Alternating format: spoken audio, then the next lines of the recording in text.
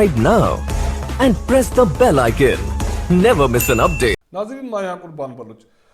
नाज़रीन सिंध में IG police जी जेका बदिली आहे उहा सुट वांगुरु मुंझी पई आहे। इहा सिलसिलो हाणे जो न आहे, जॾहिं गुज़िरियल IG हो AD ख्वाजा साहब, त उन वक़्तु बि सिंध हुकूमत वफ़ाक़ में ऐं पुलिस में इहे मामला हलिया हुआ। तक़रीबन काफ़ी महीननि जी जदोजहद खां पोइ इहे जी तब्दीली आई।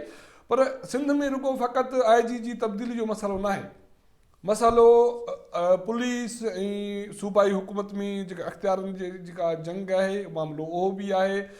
पुलिस जो माना ग़लति इस्तेमालु आहे, पुलिस में भर्तियूं आहिनि ऐं उन सां गॾु गॾु पुलिस खे इहा शिकायत जेका सूबाई हुकूमत आहे या सियासी अॻवान आहिनि उन्हनि जो बि किरदारु कोई एॾो शानदार कोन्हे जेतिरो पुलिस ते इल्ज़ाम हया वञनि था। ऐं उन में ताज़ो ॾिठो त पुलिस जूं 2 रिपोर्ट्स जेके साम्हूं आयूं आहिनि। इहो सूबाई वज़ीर इम्तियाज़ शेख जे हवाले सां हिकिड़ी रिपोर्ट मंज़र ते आई आहे ऐं ॿी रिपोर्ट सईद गनी सूबाई वज़ीर आहे इतलात जो, उन हवाले सां मंज़र ते आई आहे ऐं उन रिपोर्ट में जेके संगीन इल्ज़ाम हया विया। सिंध में IG जी बदिली एॾो मसालो छो आहे? ऐं रुगो हाणे IG जेकॾहिं डॉक्टर कलीम इमाम सुठो IG न आहे त AD ख्वाजा बि त सुठो हुयो, माण्हुनि जी राय हुई, पोइ उनजे ख़िलाफ़ बि हिकिड़ी सिंध हुकूमत में मुहिम हली ऐं उहा मुहिम 2-3 महीना हली। उन खां पोइ आख़िर उहो मामिलो माना डॉक्टर AD ख्वाजा साहब बदिली थी वियो। उन खां पोइ डॉक्टर कलीम इमाम उन जाइ ते आयो।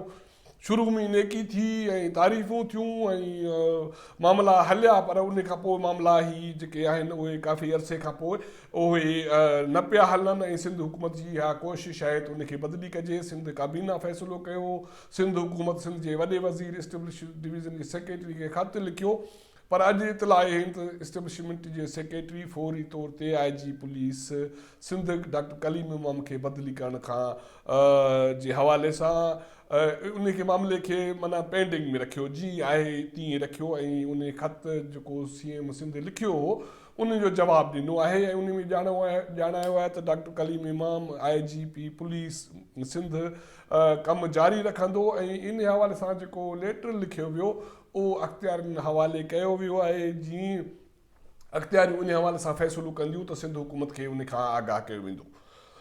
हिकिड़ी शइ इहा आहे त ही ॿियनि सूबनि में बि बदिलियूं मुक़ररियूं थियनि थियूं, पर हमेशह सिंध में IGP पुलिस ऐं सिंध हुकूमत जो मुंहां मामिलो छो थो थिए? माज़ी में बि इल्ज़ाम लॻा आहिनि पुलिस में अख़्तियारनि जे ग़लति इस्तेमाल जा, करप्शन जा, पुलिस में भर्तियुनि में सियासी मुदाख़लत जा ऐं जॾा सॾा माण्हू पुलिस में भर्ती थी विया ऐं उहे मामला फॿी विया। उन खां पोइ जेके आहिनि पुलिस जे हवाले सां वरी करप्शन जा इल्ज़ाम लॻा, उन में बि सियासी भाईवारी जा इल्ज़ाम लॻा ऐं उहे मामला अञा हलंदड़ आहिनि। हाणे डॉक्टर कलीम इमाम ऐं सिंध हुकूमत जो मसालो छा आहे उहो बि ज़रिया ॿुधाइनि था त उहो बि मसालो अख़्तियारनि जो त आहे ई आहे ऐं सियासी धुरियुनि ऐं सियासी अख़्तियारनि ऐं पुलिस में जेका करप्शन आहे, अख़्तियारनि जो ग़लति इस्तेमालु सां आहे। उन सां गॾोगॾु जेके हाणे सिंध हुकूमत पुलिस में भर्तियुनि जो जेको ऐलान कयो आहे ऐं मुस्तक़बिल में इहे भर्तियूं थियणियूं आहिनि ऐं शायदि मामिलो उन भर्तियुनि जो बि आहे त उन में कीअं मनपसंदि माण्हुनि खे भर्ती कराइजे ऐं माज़ी जीअं पुलिस खे वधीक सियासतदा कयो वञे ऐं उहो सिलसिलो क़ाइमु रहे। ज़रिया ॿुधाइनि था त डॉक्टर कलीम इमाम इन हवाले सां मज़ाहमत करे पियो ऐं उन्हनि खे सिंध हुकूमत खे इहो अंदाज़ो आहे त जेकॾहिं डॉक्टर कलीम इमाम IGP सिंध बरक़रार रहियो त शायदि हू मनमानी सां पुलिस में मुस्तक़बिल में भर्तियूं न करे सघनि ऐं माज़ूर, कमज़ोर ऐं ज़हनी तौरु मफ़लूज माण्हू जेके पुलिस में अॻु में भर्ती थींदा रहिया आहिनि सियासी बुनियादनि ते, शायदि उहे हुनजी मौजूदगी में न थी सघनि। तंहिं करे सिंध हुकूमत इन हवाले सां पंहिंजा नाला पसंदि जा ॾिना आहिनि। पर ॿुधण में इहो अचे पियो, ज़रिया ॿुधाइनि त पर शायदि जेके सिंध हुकूमत नाला रिकमेंडेड कया आहिनि उन्हनि मां बि IG पुलिस कोई शायदि मुक़ररु न पियो थिए। इस्लामाबाद में IG पुलिस जी मुक़ररी हवाले सां इहे ॻाल्हियूं हलनि पियूं त शायदि जेको सिंध जे वॾे वज़ीर जो ख़त हुयो एस्टेब्लिशमेंट सेक्रेटरी अख्तियारनि खे मोकिले छॾियो। हाणे अख्तियारी ज़ाहिर आहे वज़ीर आज़म आहे, उन ऐं सिंध जे वॾे वज़ीर में अॻु में बि ॻाल्हियूं टेलीफोन राब्तो थी चुको आहे ऐं इतला आहिनि त ईंदड़ हफ़्ते शायदि सिंध जी IG पुलिस जी नई IG जी मुक़ररी जो नोटिफिकेशन जारी थिए ऐं उन लाइ हींअर ताईं जेको नालो इस्लामाबाद में गर्दिश हेठि आहे उहो डॉक्टर अमीर शेख जो नालो आहे। त इहो चयो पियो वञे त शायदि डॉक्टर अमीर शेख खे सिंध जो ईंदड़ IG पुलिस मुक़ररु कयो वञे। हाणे ईंदड़ हफ़्ते छा थो थिए ऐं इहा जेका छिकताण वारी सूरत हाल आहे किथे थी बीहे उन ते त पोइ ॻाल्हाईंदासीं। हाणे हिकिड़ो मामिलो इहो ई आहे IG पुलिस सिंध हुकूमत उनजी बदिली वठां ख़त मामिलो काबिने ताईं वञे, ख़त लिखजनि। ॿी ॻाल्हि आहे त जेका सियासी धुरियूं आहिनि सिंध हुकूमत में काबीना मेंबर आहिनि उहे केतिरा पाक साफ़ आहिनि, उन्हनि जी वज़ाहत हू पाण बि कनि पिया ऐं तारीख़ बि कंदी शायदि। ऐं हाणे मामिलो छा थियो आहे त 14 जनवरी ते SSP शिकारपुर डॉक्टर रिज़वान अहमद ख़ान हिकिड़ी रिपोर्ट जारी कई आहे। उहो DIG लाड़कानो डिवीज़न खे उन रिपोर्ट ॾिनी आहे। उन में सूबाई तवानाई वारे वज़ीर इम्तियाज़ शेख ते संगीन इल्ज़ाम हया विया, उन जे ख़ानदान ते ऐं उन ते इल्ज़ाम इहे हया विया त शिकारपुर ज़िले में जेके बि ॾोही सरगर्मियूं थियनि थियूं उन में हू उनजो ख़ानदान उनजी पुष्ट पनाही करे पियो, ॾोहारी कातिल फोरू ऐं उन्हनि जी पुष्ट पनाही करे पियो, उन्हनि खे पनाह ॾिए पियो। उन्हनि जे पेट्रोल पंपनि ते उन जे बंगलनि ते उहे ॾोहारी मुलाज़िम आहिनि जेके कार्रवाइयूं करण खां पोइ उन पनाह वठनि था। ऐं इम्तियाज़ शेख साहब ऐं उनजो ख़ानदान जा माण्हू जेका माण्हू अगवा थियनि था, फुर थिए थी त उन हवाले सां हू विटराकड़ी करे भुंग वग़ैरह जेको वठाइण ॾियण जे अमल में मुलविस आहिनि ऐं पैसा कमाइनि था। अॼु इन हवाले सां जॾहिं मूं हिते इस्लामाबाद में हिकिड़े शिकारपुर वासी सरगर्म सियासी कारकुन सां गपशप रूबरू कई त हुनजो इहो चवणु हो त शिकारपुर हींअर बि सिंध में ॾोहनि जो गढ़ आहे, उते सख़्तु ॾोह थियनि था, शदीद क़िस्म जा संगीन नोयत जा ॾोह थियनि था ऐं उन में ऑलमोस्ट सियासी धुरियुनि जो बि अहम किरदारु आहे। उनमें इम्तियाज़ शेख साहब उनजो ख़ानदान जो किरदारु केतिरो आहे उहो त तारीख़ ॿुधाईंदी या पुलिस उनजी साबिती करे सघंदी, पर इम्तियाज़ शेख साहब जेके SSP शिकारपुर पंहिंजी रिपोर्ट में मथस ऐं ख़ानदान ते जेके इल्ज़ाम हया आहिनि उन्हनि खे रद्द कयो आहे, उन्हनि खे इल्ज़ाम सॼो आहे। पर तव्हांखे यादि हूंदो त कुझु अर्सो अॻु में इहे बि सियासी ख़बरूं सरगर्म हुयूं त सिंध पीपुल्स पार्टी में हिकिड़ो फॉरवर्ड ब्लॉक ठहे पियो। इहो फॉरवर्ड ब्लॉक ठहण जूं ख़बरूं 2-3 महीना हलियूं, मामिलो फॉरवर्ड ब्लॉक त कोन ठहियो ऐं उन जे हवाले सां जेके ज़रिया ॿुधाइनि था या जेके मीडिया ते ख़बरूं हलियूं उन में जेको चयो पियो वियो त इहो फॉरवर्ड ब्लॉक सिंध असेंबली जो स्पीकर सिराज दुरानी पियो ठाराए। हू उन वक़्तु नेब जी कस्टडी में हो, माना हिरासत में हो, हाणे उहो आज़ादु थियो आहे।